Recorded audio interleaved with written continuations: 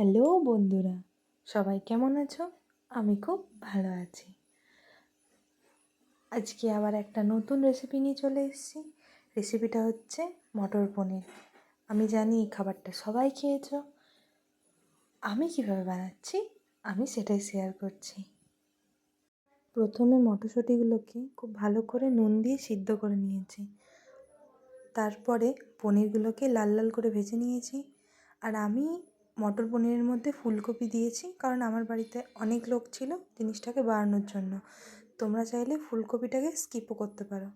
তারপরে পেঁয়াজটাকে ভালোভাবে ভেজে নিয়েছি। পেঁয়াজটা একটু লাল লাল করে ভাজা হয়ে গেলে আদা কুচি কুচি করে কেটে তার সাথে ভেজে নিয়েছি, তার সাথে কাঁচা লঙ্কা দিয়ে দিয়েছি। তারপরে একটু ভেজে তার সাথে দিয়েছি টমেটো আর গোটা জিরে। ঠিক ভালোভাবে লাল লাল করে ভেজে নিয়েছি। দেখো কেমনভাবে ভাজা হয়েছে, টমেটোটা হালকা হালকা সিদ্ধ হয়ে যাবে।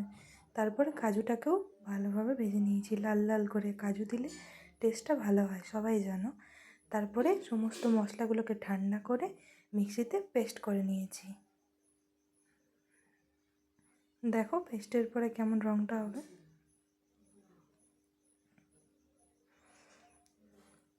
আচ্ছা, তারপরে তেলের মধ্যে গরম মশলা, চিনি দিয়ে ভালোভাবে ভেজে নিয়েছি। তার মধ্যে ওই পেস্ট করা মশলাটা দিয়ে দিয়েছি। একটু নাড়ি চাড়ি ফুটে এলে একটু হলুদ, একটু লঙ্কার গুঁড়ো, একটু জিরে গুঁড়ো, একটু ধনে গুঁড়ো দিয়ে ভালোভাবে নাড়িয়ে নিয়েছি। দেখো কত সুন্দর রঙটা হচ্ছে। তারপরে ওর মধ্যে মটরশুঁটিগুলোকে দিয়ে দিয়েছি, দিয়ে একটু ভালো করে নাড়িয়ে নিয়েছি।